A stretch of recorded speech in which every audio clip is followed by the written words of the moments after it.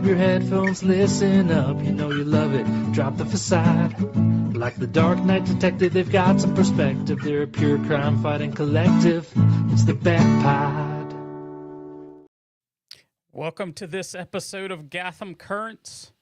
My name is Bill Beer, and joining me tonight, John Coos. I haven't seen you in 24 hours. Wow, yeah. We got to You stop miss me? meeting like this. Did you miss me? Sure. Good. That makes one of us. Yes. So tonight we're going to be discussing Absolute Batman number 3. And you're thinking, number 4 just came out on Infinite Ultra. Yeah. We missed number 3 for some reason. It got biased, so we're going to do number 3 this week. Next week we'll catch up with Absolute Batman number 4. Their other Batman books are Batman 156 and Batman and Robin number 17. The Bat Pod is a spoiler podcast. Please read the comics we're reviewing so you can enjoy the show. So our first book tonight is going to be Absolute Batman number 3. Your writer, Scott Snyder. Artist and cover, Nick Dragotta. Colorist, Frank Martin. And we got some variant covers, Becky Cloonan, Gabrielle Del Otto, Riley Rossmo, and Steven Subic. So we got a cover here. It's Batman using his cape to fight off some of the party animals. What did you think of this cover? Yeah, I know you sent me some of the schematics on that cape. I'm not so down with it in some ways. It's it's getting me kind of confused with all the stuff this cape can do. But the cover's really kind of cool. Yeah, we haven't really gotten story, you know, how this cape works, what the material is made of, and that sort of thing. I hope we get that coming up in future issues, because it looks like it sort of has a mind of its own. It sort of is like rubber bands or something that has like little hooks on the ends. It's that really the schematics that I showed you was on a variant cover that had been released. I mean, it showed pictures, but there wasn't a real general explanation of what's going here. Yeah. So in a flashback... But other than that, I'm sorry. Yeah, but other than that, the cover's cool. Yes. So in a flashback, young Selina is being chased by young Bruce. Selina catches Bruce before he falls and tells him to have cat eyes, meaning he should enjoy the moment. In the present, Alfred and Batman are being chased by the party animals in a giant dump truck Batmobile.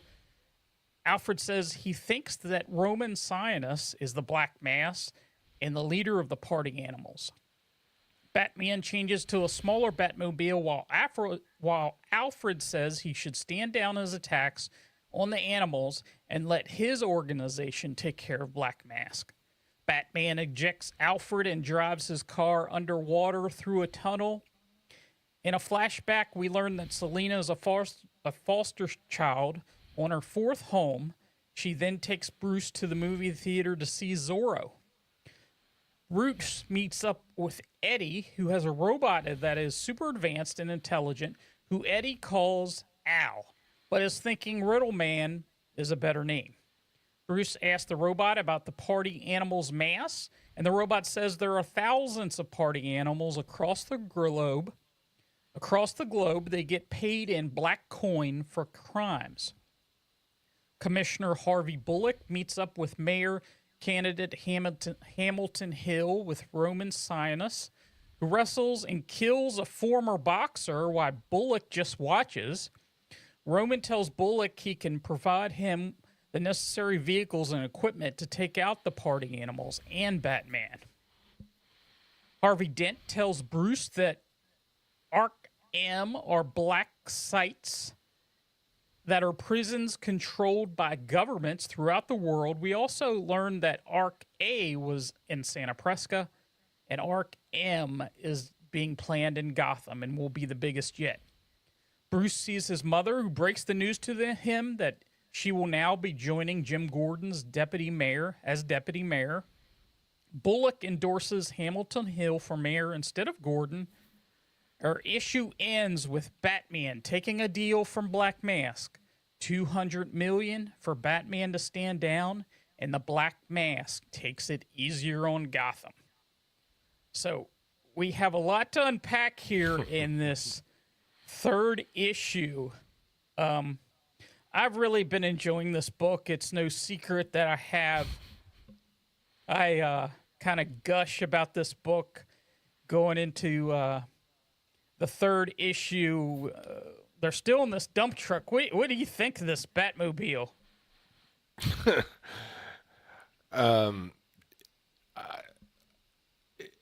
It's bigger than life. I mean, I don't know. I mean, it's it's a little, it's strange. I mean, we don't get a sense of where Bruce really is getting his funding from, but like we talked about that, so I'm still hung up on how is he putting this stuff together without like a true base of operations. But I'll suspend my disbelief for a moment. But it's fine.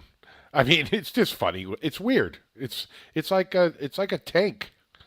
Yes, it's like a big tank. It's kind of awesome. It's kind of awesome. I'll say it.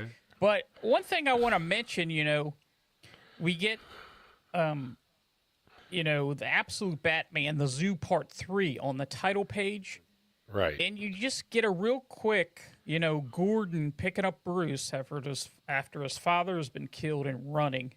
Mm-hmm. And that sort of scene has been happening throughout the title pages of all three issues. Yeah. I really enjoy seeing that type of thing.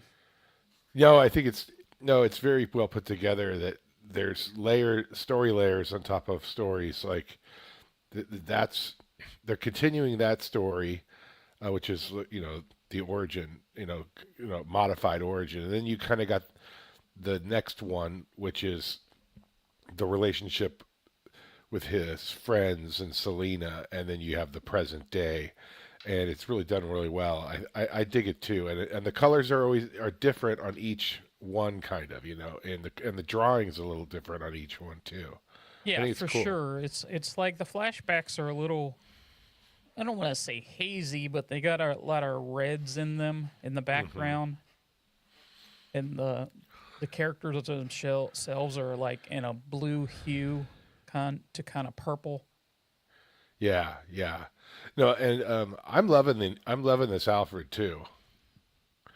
I'm loving this. Oh Alfred. Yeah, this Alfred, as they're going in this tank, he sort of tells him, let us take care of it. Why don't you stand down? Let my organization take care of these guys as they're being chased.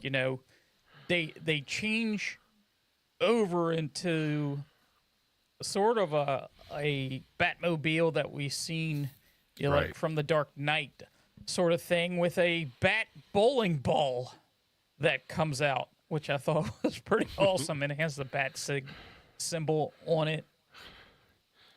And then they come to a dead end there, and he basically ejects Alfred and goes underwater into a tunnel, and I guess he comes out in one of his caves or whatever you want to call it, underground. One thing I wanted to mention here, we noticed that these flashback scenes, Selina takes Bruce to see Zorro. Right.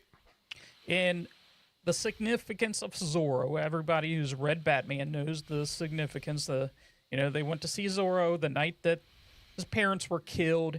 In this continuity, the plan was, in the first issue, to go see Zorro the night that they were at the zoo. So it was a plan to go see Zorro. They never made it because his father got killed.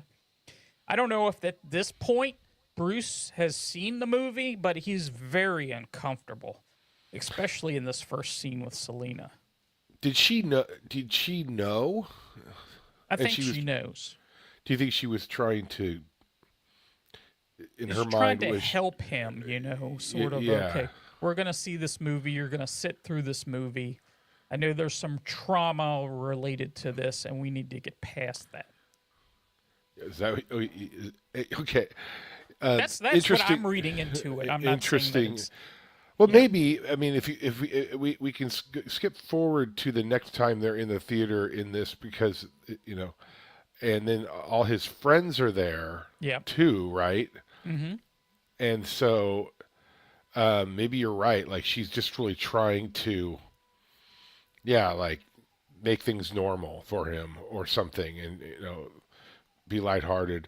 But and the mom's in the theater. Martha's in the theater too. In the very back. Yeah, I found that really kind of poignant and like emotional in a weird way. Like, do you think she knew? Did she take him? Like when you were a kid, like right. Did you go to the theater and your parents would sit in the back because you didn't want them to sit next to you? When I was something? like an older teenager, probably.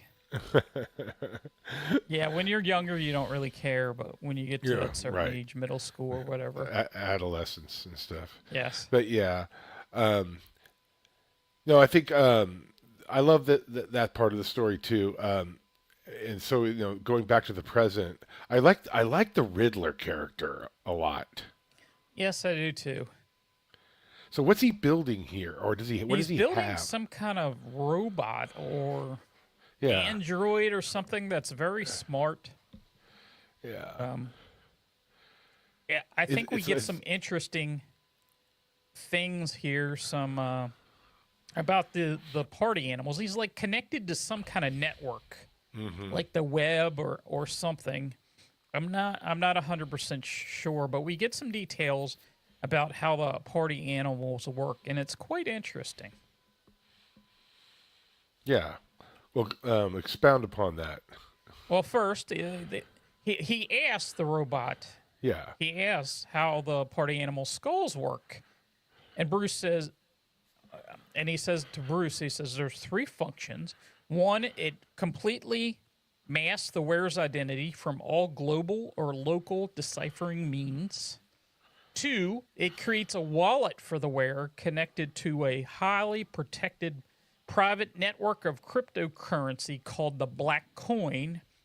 And the third, it provides objectives and targets for the wearer with different values, meaning arson, robbery, murder, and each has a different value in Black Coin for the wearer.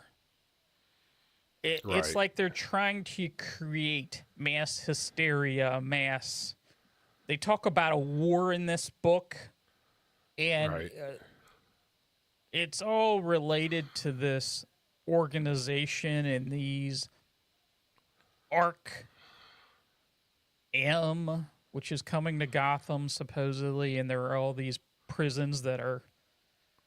I don't know exactly where this is going and that sort of thing, but it sure is kind of interesting.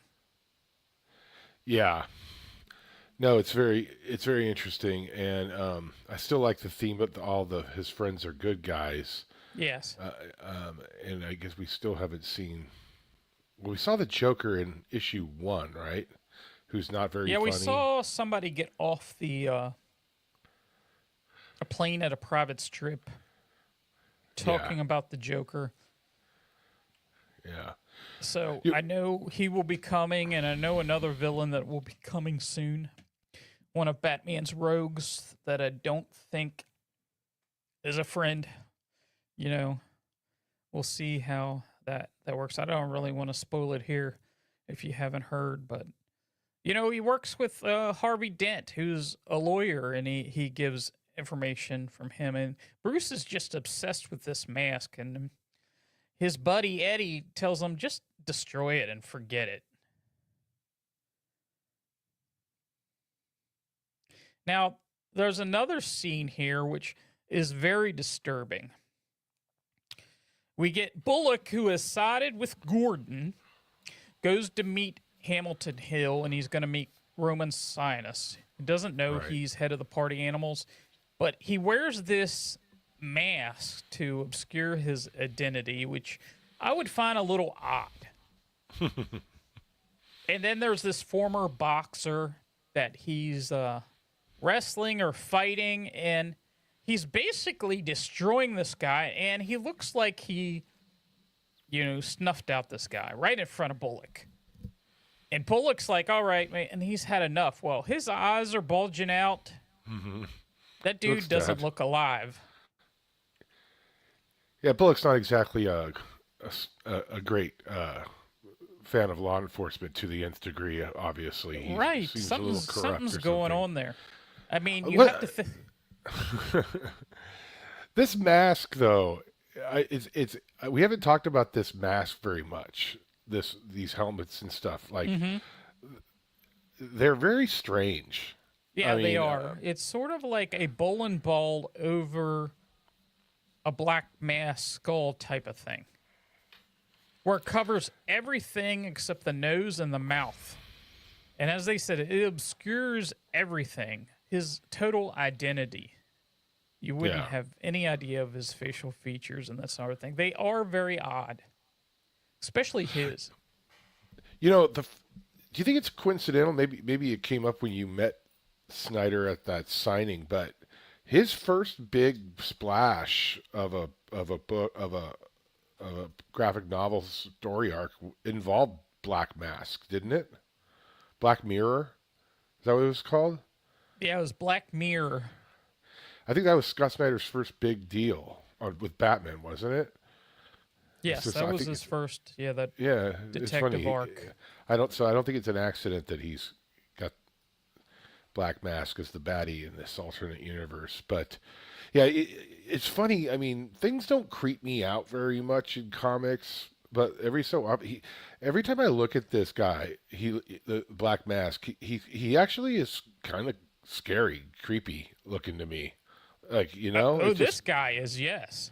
Yeah. It's He's just like weird. super strong, but he doesn't look super muscular, but he fights with so much rage that, his intent when he's fighting this guy, he's breaking limbs and everything else, and Bullock is just standing there watching. And you saw what he did in the first issue to, like, some of the mob bosses. He totally slaughtered them. And I know we come to find out here, as we go a little further, Bruce's mom is going to be the deputy mayor for Gordon. Gordon, who's running for mayor, and which has been a little dangerous because the party animals have been attacking them. And then we find out on TV, as Bruce finds out, that Bullock is standing behind Hamilton Hill as the new mayor. Now, are you familiar with the character Hamilton Hill? It rings a bell, but no. Yeah. His first appearance was Detective Comics 503 in 1981. He was created by Conway and Newton. And he runs and becomes mayor in Gotham City, and he's like thrown in with the crime lord Rupert Thorne, and there's a bunch of stories with him in there. I find it funny because one particular story has Hamilton Hill trying to have Bullock killed. It doesn't work. He tries to have Bullock killed. He actually gets Gordon removed, but he shows up here. It's a different version of him, totally, obviously. But I always find that interesting to see the characters that are put in here that has like ties to previous Batman issues. It's funny. He kind of looks like Jerry Conway when he was younger. Do you think that's deliberate? It could be. It could be. It's kind of funny. Yeah. But no. I mean, what do you think about Batman's decision to take the money and sort of deal with Black Mask?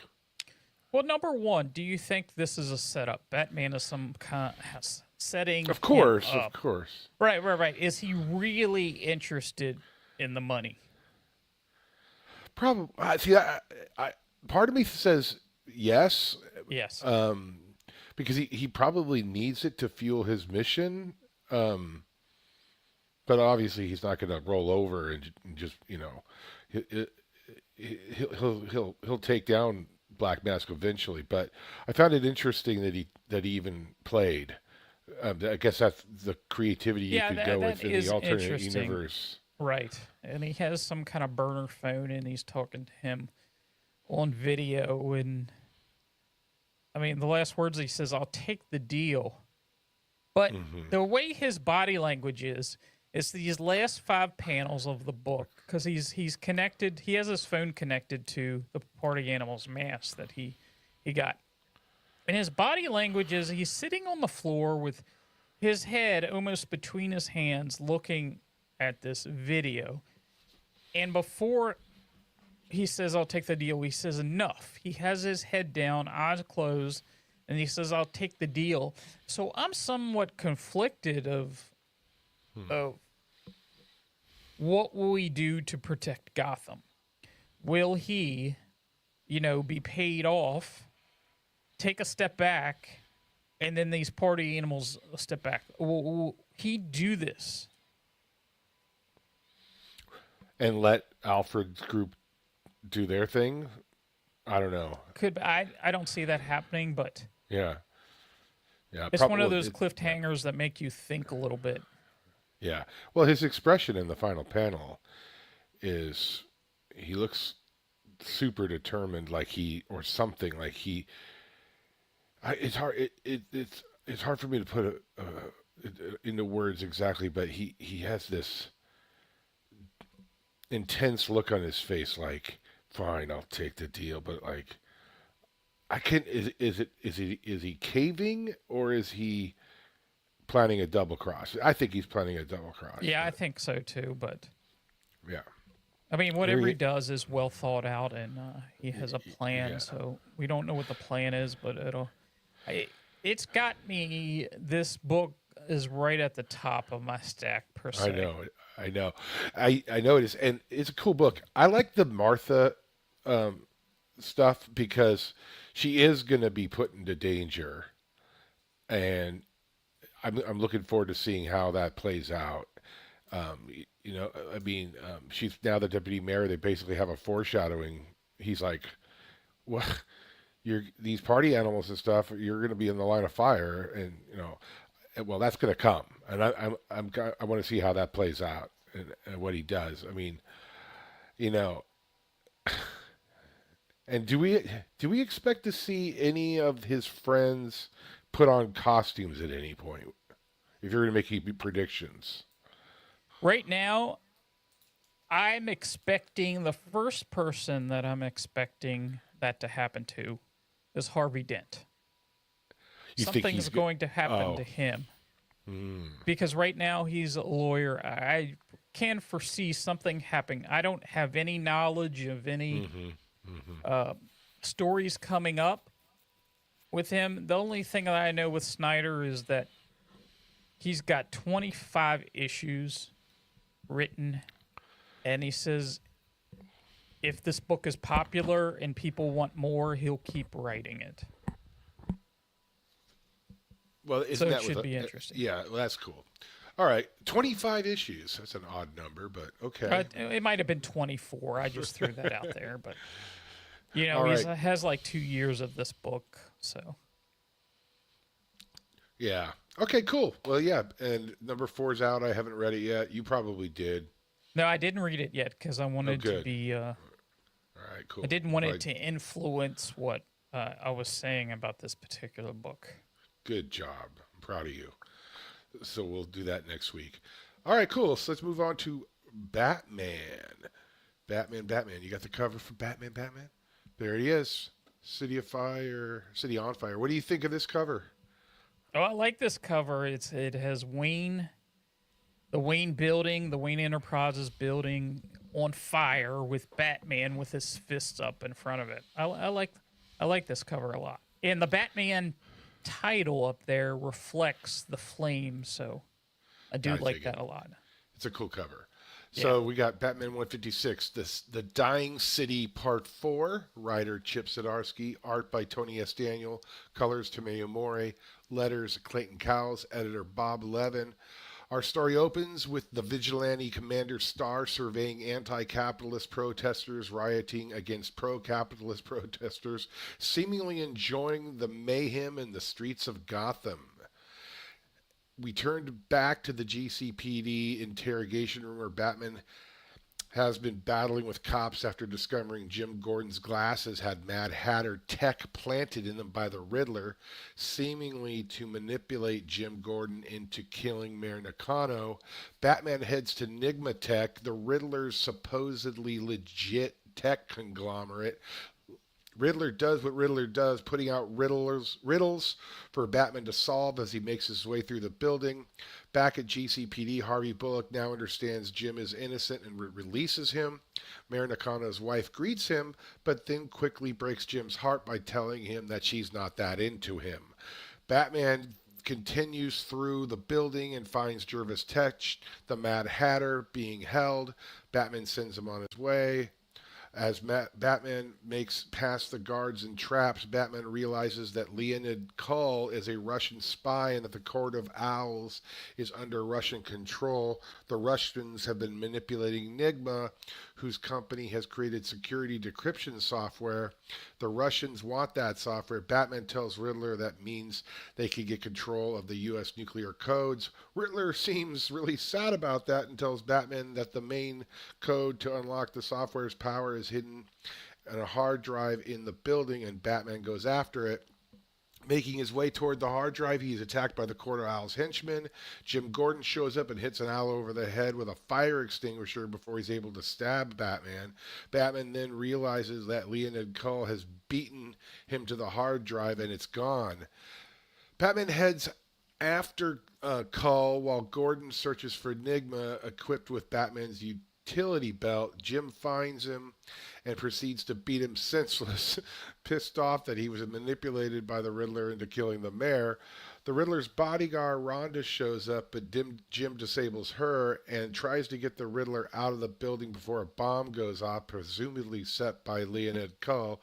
As Batman races to find Kull before he takes off for Russia, he realizes that one of the Riddler's clues tells him who Commander Starr really is, the cagey beast. And that's where our cliffhanger that's the cliffhanger, folks. So, pretty cool. Go ahead. I really like this book, this story in this great arc that we already have said over and over that we really like. It ties a few things up. It kind of focuses the story a bit here because now we know that Kull, he's a Court of Owl, but really was he maybe a Court of Owl? Maybe he was a sleeper cell guy, always there, planted by the Russians or something. I don't know. I thought that was seems cool. like. Yeah, I thought that was cool. And anyway, I got a lot of thoughts, but I just did the summary, so I'll listen to you. No, the thing that got me, and I've been enjoying this arc. This seems to ramp up everything that's been going on. Right. We put everything into fourth gear here, and the one thing that I liked early on, Batman, just a switch flipped at the end of last issue. He knows Gordon is innocent for the most part. It was the glasses, and he's just on a tear. But the thing that I really like this book, it's a quote. This is my quote of this book. Okay. And it's the Riddler. And he says, "All I care about is the game." Mm-hmm. The game. It's always been about the game. He's kind of held back, but then all of a sudden in this issue, we see the true Riddler come about. I mean, he didn't care about who Leonid worked for. He didn't care really about taking over Wayne Tech or anything else. It was all about the game. I mean, he likes being rich. He said that a couple times. He likes, being rich, but he didn't care about anything. Whatever happened in, at Arkham, those experiments, all it was is just sort of story-wise to get Riddler out of prison because he was experimented on. Nothing really happened to him. No, I agree with you. No, I think that was really great to point out. We sort of see the old Riddler back, and there's a panel where he puts his his mask back on, and he's sort of back to being the Riddler that we know and love, Right. and not this wannabe,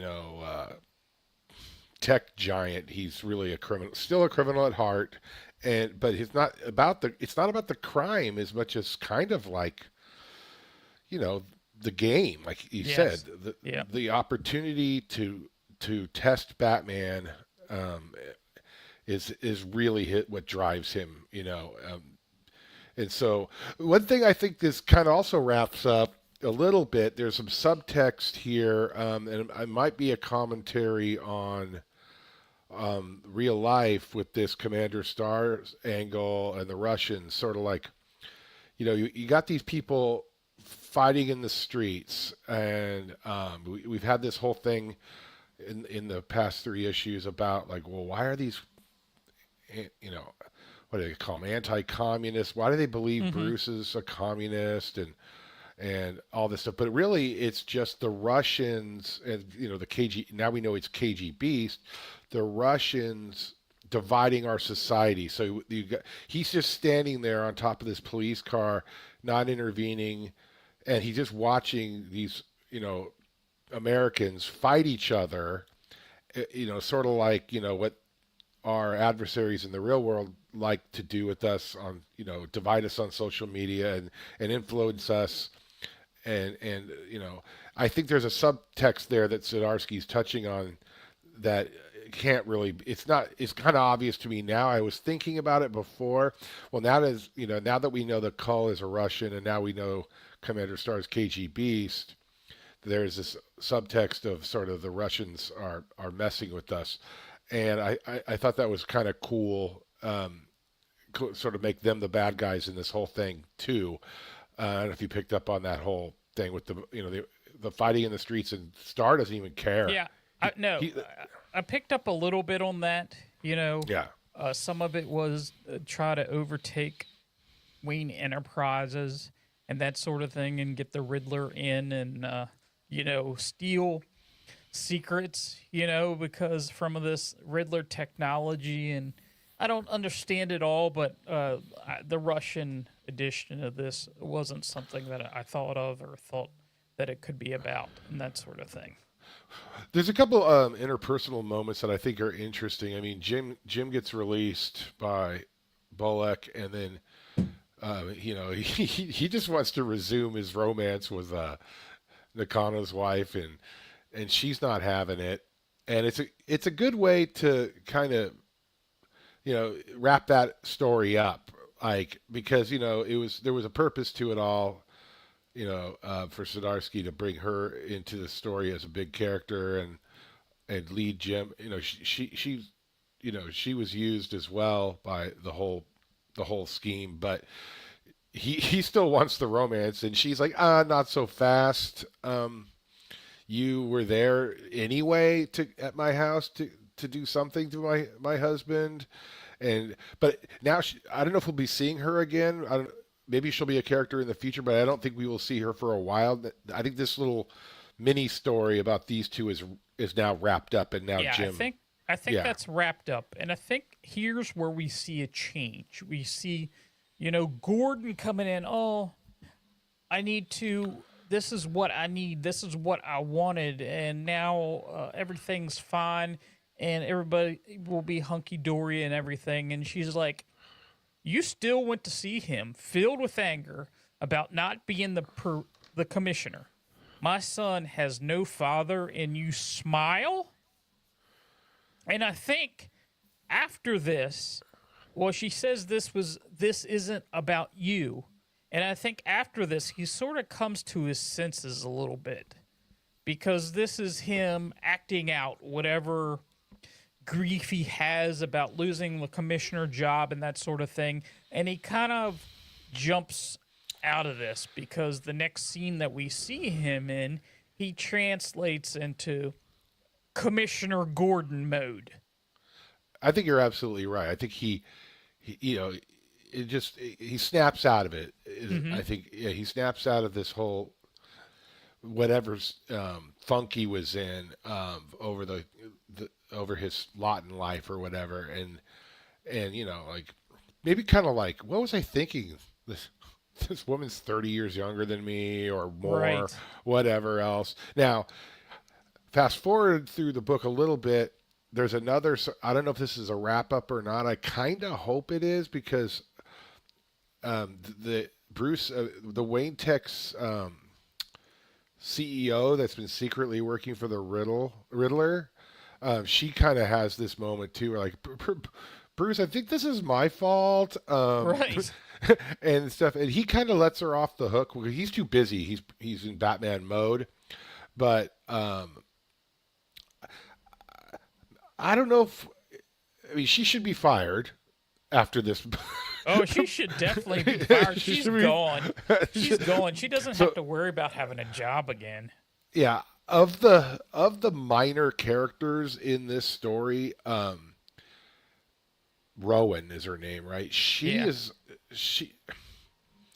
I kind of had to look past like her true motives. I never really believed that she would betray Bruce for the greater good of of Wayne Tech that much, but I just kind of looked past it because it was a vehicle for the story to move along. But I kind of hope she, like the mayor's wife, is kind of now kind of like going to fade into the background. But I don't know. I don't know what you thought of that, because like I thought this before you answer that, like this Bruce, I think this is my fault. It's like, well, part of it, why are you coming to this realization now? I don't know. It's just that didn't work entirely for me, and I hope that yeah, she's fired and gone. I'm not a big Yeah, fan. I think she's fired and gone, and there's no reason to hear from her again after, because we have one more issue, and then Chip Zdarsky is done with his run on this book. So Okay. I don't think we'll see Nakano's wife immediately, and I don't think we'll see her at all. But Okay, cool. The Another one- observation. Oh, go ahead. Go ahead. Sorry. yeah, the thing that I really loved here is, Batman, he's running out, he's broke out of the police station, and he's headed to the Riddler's building. And out of a video game, we see the question mark with an arrow pointed down to the entrance. Oh. And this is where the game begins. He has Yeah. riddles, and each riddle he gets to, we have Nakano's assistant that's in some kind of contraption. Yeah, yeah. And he asks a riddle, and she gets out of it. And then, there's the Mad Hatter, who's been taken captive, apparently, because the Riddler stole his tech and that sort of thing. And the Mad Hatter is like a little... He gets out. He gets out in here and he says, "My hats." He only cares about his tech, basically. I know. Look what he perverted my tech and that sort of thing. So I like this leading up to, we get some Court of Owls here helping the Riddler. And the Riddler is so much in this game, he hasn't figured out, as we talked about the Russians, he never even figures that out. And Batman's like puts the clues together pretty quickly here, because the Riddler is like giving him clues of everything. Right. Let me shut this door real quick. Dog's going wild. Yeah, no, I mean, I lost my train of thought with the dogs. But anyway, there was something else I wanted to bring up, which was the just as a bat geekery thing. It was like, so I liked it when Bruce gives Jim the utility belt. I thought that was kind of funny. Yes. Like, something you might see.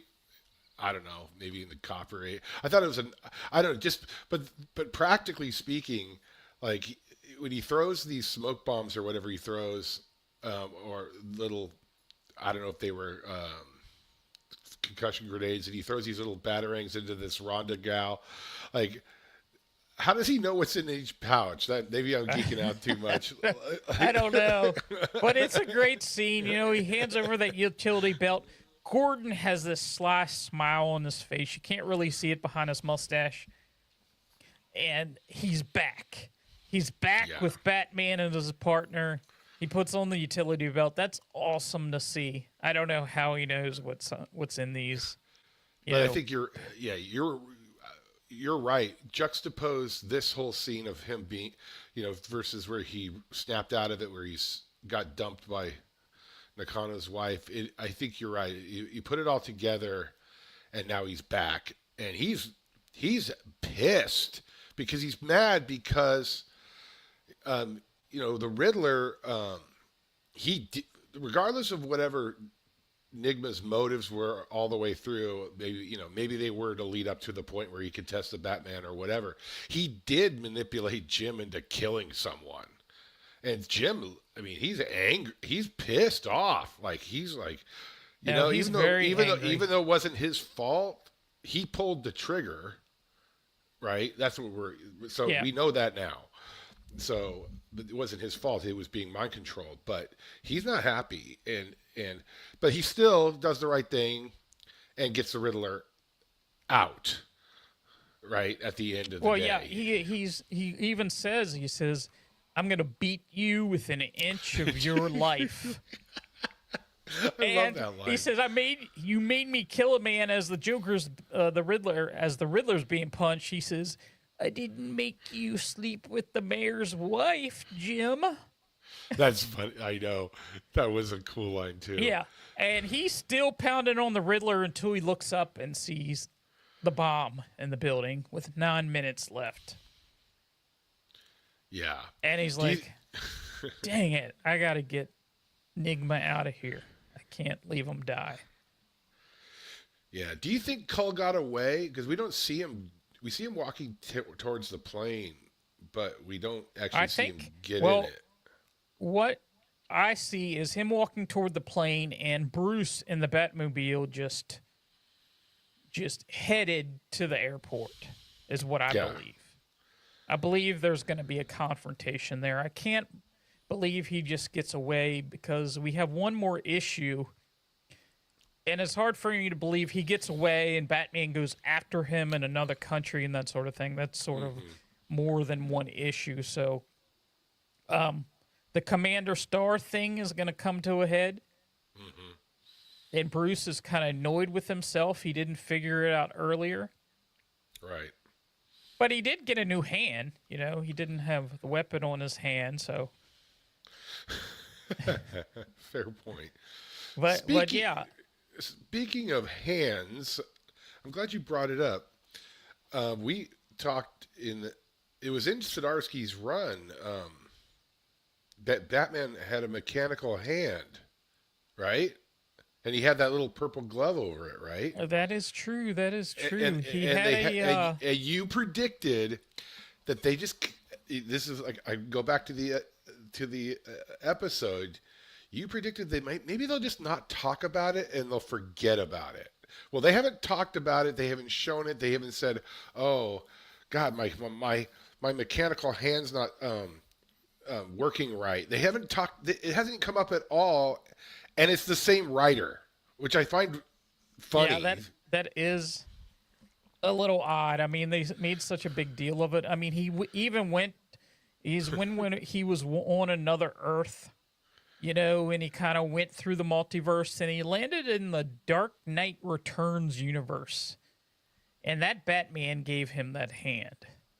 And they made a particular point of seeing some of these Batman. We even saw, the Michael Keaton Batman in that little trip he made. And it was sort of that reason. But I didn't think it would stick. In the New 52, if you remember, Alfred lost his hand, but after that, it was never mentioned again. It was never mentioned or never shown or anything ever again.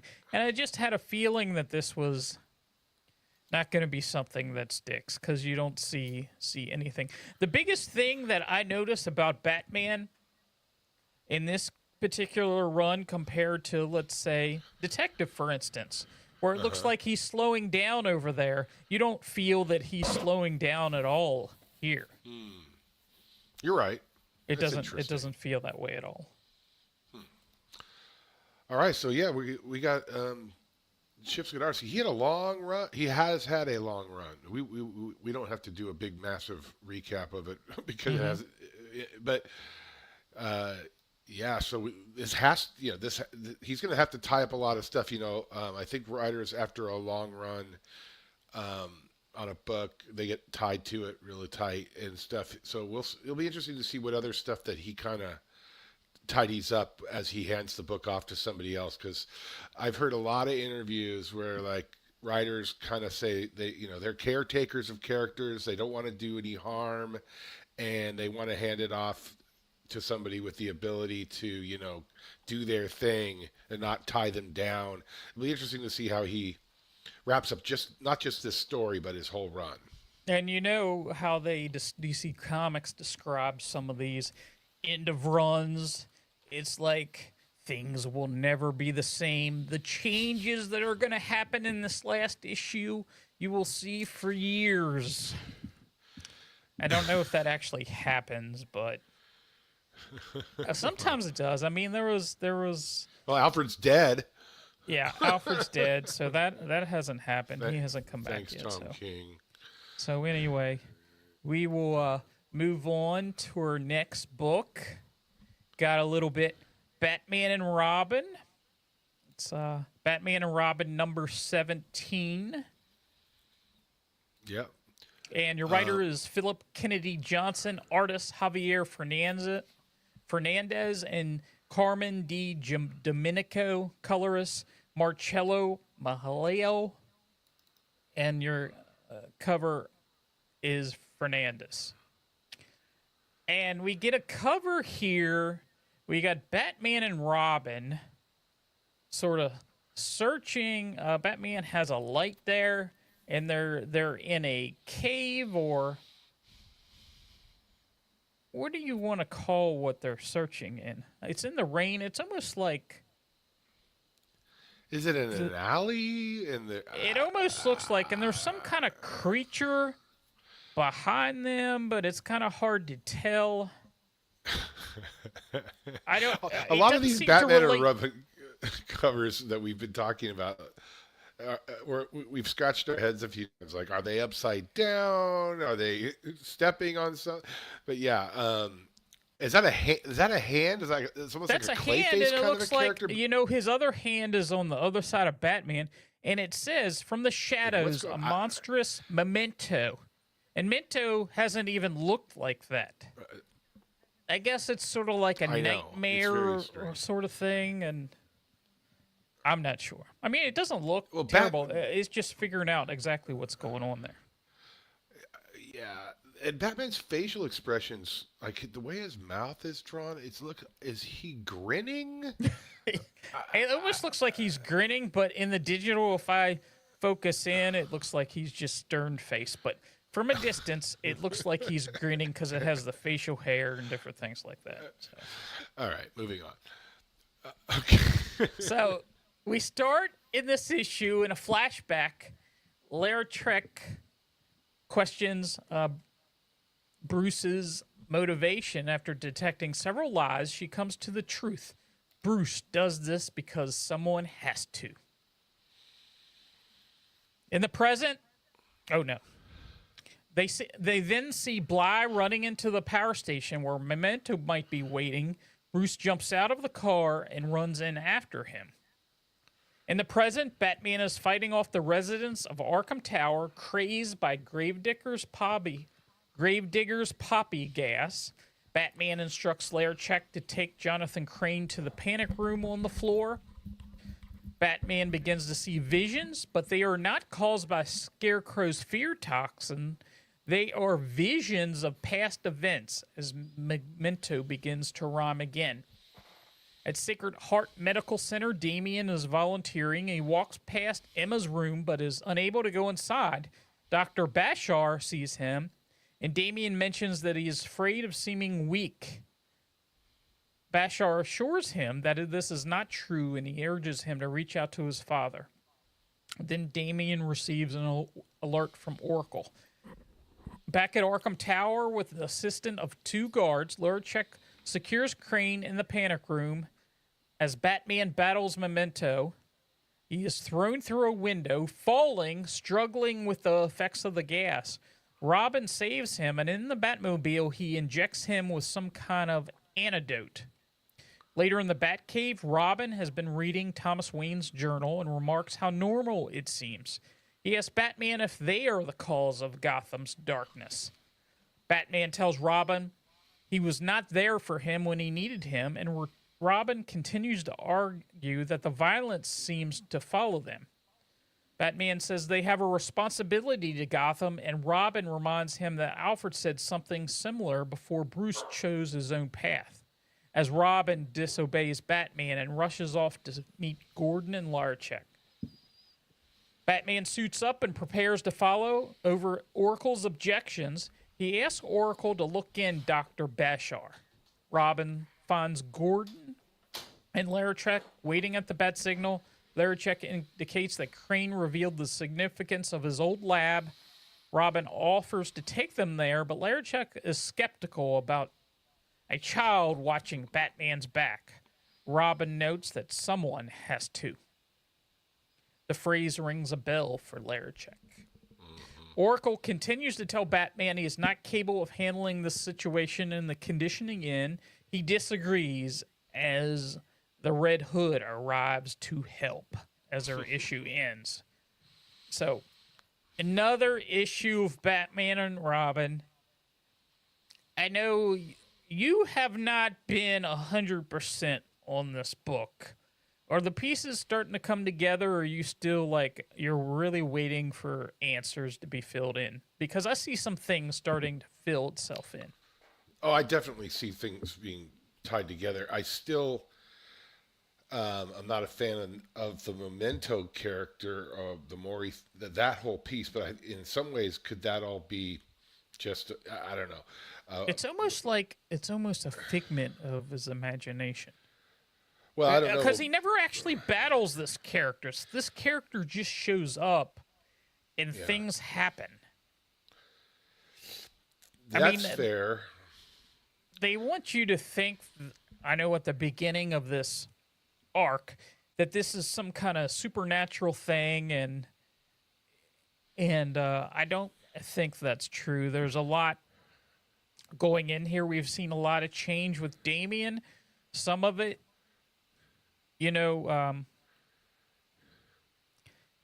happened because he couldn't save the girl. Mm-hmm. She got injured, and he has some guilt to that. But I think him volunteering at the hospital and that sort of thing, sort of this Dr. Bashar has something to do with this. Could he be behind this whole Memento thing? It's possible. But something is going on there. Let's go back to the start, because so it's funny. I have mixed feelings about the book, but there's certain aspects of the book I like a lot, which is funny because there's other parts that are just kind of like whatever, like this Memento character and everything else. But like, so if you go back to the very beginning, sort of that sort of different hue for the flashback in London when he's playing this character named Jack, like. This book's weird to me because sometimes things look really cool and sometimes they just seem like there's out of proportion. Like when they're sitting in the front seat of this car, and I think she's driving because it's in London, so she's on the other side. But like, she looks massive compared to him, like out of proportion to me. Unless he's supposed to be way younger. Like, I don't know. It just, there's little things like that. But I did like the scene and how he rushes in, and he's obvious, and she can tell that he's lying, which is interesting. Like, she's on to him, that whatever his answers are about, why he's doing what he's doing and stuff is like, she can just see, she sees right through him. And so I read that immediately as, okay, she's gonna see right through Batman, or put two and two together at some point, which kind of happens towards the end. And already, so that's fine. I liked it. I like that part. The stuff about the Batman getting the fear toxin this time around, kind of seeing historical events. I guess that's kind of neat because this character Memento is sort of a historical type character, but it doesn't seem to have that much relevance to the story, but the the scenes in the hospital I think are really cool, and I was wondering where are we going to see Emma again, because we've only seen her in since the party when the chandelier almost fell on her in Damien's sort of memories and flashbacks. Now we see her, she's fine, she's recovering. He's there. He still has this guilt. She doesn't know he's there, I guess, because he stops short of out of her room, I think, with the delivering towels or whatever he's got. One thing that's interesting about the way this is drawn, because as opposed to what we talked about in Detective, he once again looks very like a very almost preteen maybe, or younger than he does in Detective. Remember we talked about like how old is Damien supposed to be? Is he supposed to be 15 or is he supposed to be 12? But in this one he looks young and he acts young, and I like that. I like the Damien stuff in this book more than anything else that Damien's in right now for the last number of years. I like the way Damien is. Damien has gone through a sort of crisis of conscience here, and he's kind of being. And conscious, maybe. Both, yeah. Yes.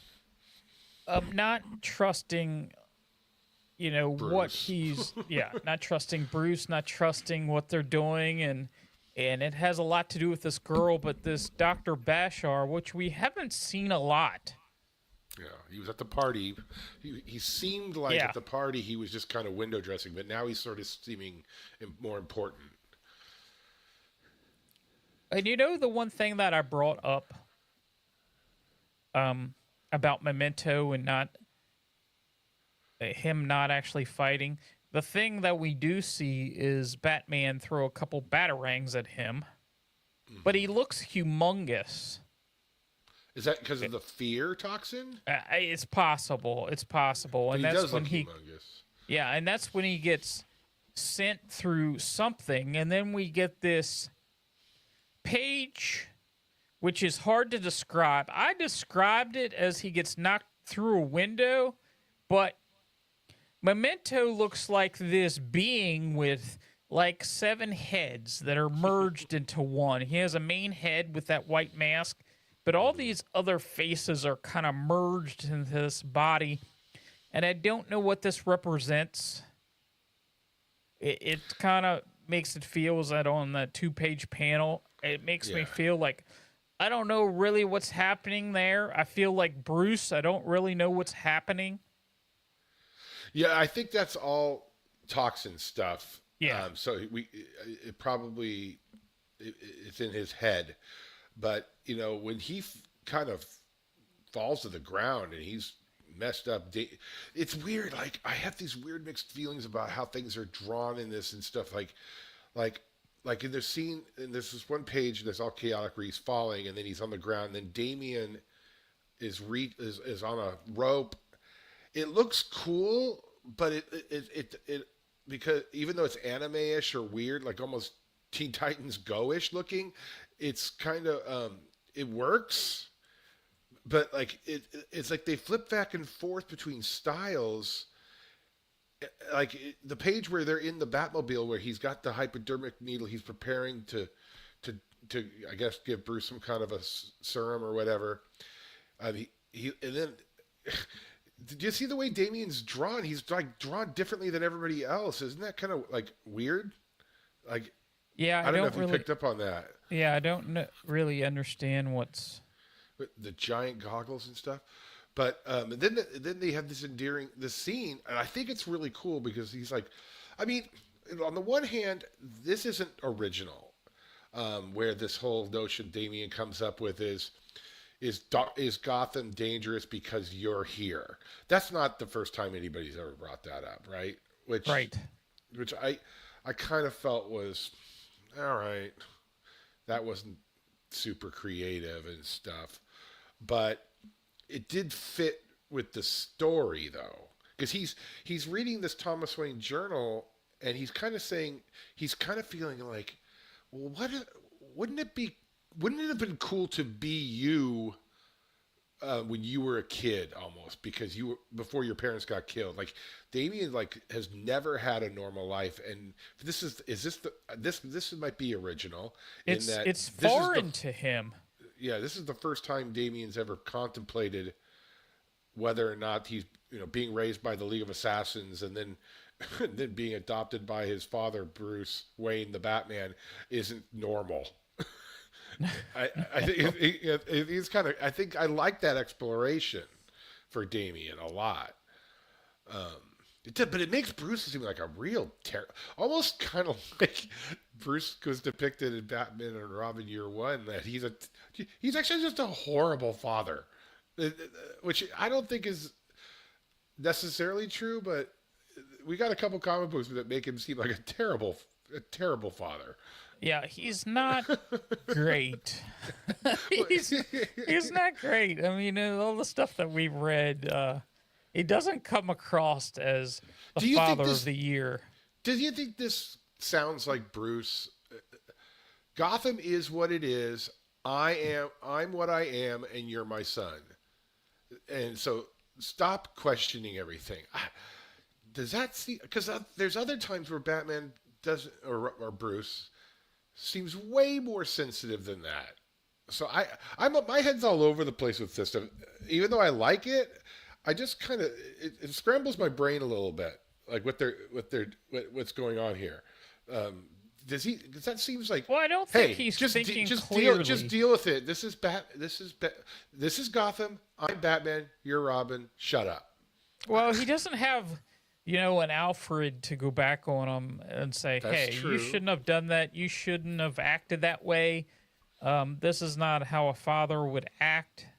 And, as we've seen in Batman and Robin Year One, he's like, you're the father. I'm not the father. You need to start acting like it. Plus, he has some kind of this Gravedigger's Poppy is doing something to his brain and I think the one thing we can agree on is Damien's acting very different. This isn't a Damien we thought would be changed like that, which is definitely a surprise. We've gone into the character of Damien like we've never seen in this book, making him doubt and question things. So I think that part, I understand what you're saying about Bruce. We don't know what's actually going on here. We can only make a guess. Yeah. And we didn't know that Robin has a three-wheeler there in the Batcave. Oh. It's like one of those miniature little three-wheelers, that kids ride. Yeah. So this Batman tells Oracle to start looking into the background of Bashar. Mm-hmm. I think that's going to be, so now we're seeing, okay, this guy is significant. Obviously, he had a big page in the hospital. But I think, let's put a pin in that for a second and go to Damien on the top of the, I guess, is it the top of GCPD or just a regular building? I guess it's, anyway. Yeah, I guess it's the top of the GCPD. So, and then he says, but before that, Batman says, and to see if there's any hidden connections with Bashar and Ra's al Ghul. So that's sort of now hit me like, okay. So this whole strife between Batman and Robin, Damien and Bruce, is it being engineered behind the scenes by Ra's al Ghul? That's what they're kind of getting at, I think. Yeah, that's. Yeah. But this guy, what's her name? Lautrec. Silent. Lieutenant Lautrec. Yeah, whatever. You're asking me to tell you how you pronounce it. I don't know if that's the one. She ages. She ages really well. Apparently, she looks like even younger than she did when in the flashback. Strangely enough, but this is a little too obvious for me in that when you pointed out, Damien says that someone has to watch out for him. She has this, and then you literally see a panel of her thinking about young Jack, And she's like, "On second thought, lead the way, Robin." It's like, okay, She sort of figured out what's going on here. The worst kept secret in DC Comics is secret identities. Another person just figured it out. Bruce Wayne is Batman, or Jack at least. Maybe, yeah, whatever. I'm like, I actually was kind of like, no, not another person. Okay, anyway, it's coming. You know it's coming. Don't you agree? It's coming. Yeah. It's coming. It's coming. I have a feeling the Slar Trek is going to stick around for a bit. Let's hope so. She doesn't feel like she's just this one arc character. Yeah, okay, fair enough. I mean, she's okay. She's not bad. I mean, it's fine. So and then I guess we end up. I mean, okay. You make it sound like I don't like the book, but I just keep going. Like, so this whole no, I don't think you don't like the book. It's just like. But this whole last scene with like Batman going, "I don't need a partner." And it's like, wait a minute. This is not like we just came out of a couple runs. Like this is in continuity. This is in continuity. Like literally in Batman, like 4 months ago, or 4 or 5 issues ago, there was this big group hug with the Bat family. Yeah, literally like 4 months ago, and it's like. Who's the group editor on this thing? Like, I don't need a partner. Yeah, this seems like the Batman that was written, during that whole Gotham war. He didn't need any partners, and then all of a sudden, I see what you're saying about the way he's written here. Doesn't seem super consistent. Yeah, well, and that's fine. I mean, because someone will read these, and there'll just be one story that they go buy it. Bookstore and a graphic novel. It stands on its own and blah blah blah. But it's in continuity, and continuity junkie time. I can't help it. I just can't help it. And then what's his name comes along, Red Hood, Jason comes along, and that's the funny thing. The last panel before the splash page on the last page, he says, "I don't need a partner." I always love that about you, old man. And then he says, "I don't need a partner," but now Batman looks like he's ready to. He just said, "I don't need a partner." He's like, "Yeah, let's go, buddy." So I sometimes wonder if the art isn't even matching the dialogue on some of this stuff. It's just weird. Sometimes, and he says, "You have no respect for your limitations." Oh, he said, "I don't even know what that even means." It was a little odd. Yeah, the last few sentences are a little odd. Because whatever. She was giving a hard time about jumping right out there, and I don't know. Okay, then. Well, let's move on. I think we got. I don't know what. If you have a full lineup to give people a sneak preview for next week or not, or the next time we do this. As of right now, we have Absolute Batman #4, which somebody forgot. I'm not going to say who, but we'll keep it like that. No, Absolute Batman #4. We have, if we decide to continue doing Two-Face, we have a Two-Face, and then we have a Batgirl book. Now, as far as Infinite Ultra, the new detective hasn't come out as of yet. It might be this week. Oh, yeah. And what is the other book we do? Nightwing. It's possible it could be this week, but we'll at least have those two and probably a third, whatever comes out this week. Oh, okay. Right on. Yeah. All right, cool. Were you insinuating that I forgot to do Absolute Batman or something? No, of course not. It was me. I forgot. Okay, fair enough. You didn't remind me, though. You didn't say, "Hey, don't we have to do Absolute Batman?" Well, I think in my defense, I've been. It's all good. Traveling and. It's all good. He's to Paris, beyond. He's all over the world. I don't even know where he is right now. He has this background, I mean, you could be anywhere. Sunny Southern California right now. Right. But I will be in Florida in a couple of weeks. It might throw us off for a loop. Oh, But anyway. okay. All right, cool. All right, that was fun. Okay. So we thank you for staying current with the Gotham Currents, and we'll see you later. Adios. All right. Boom. Okay, cool. God, I look bloated. Anyway,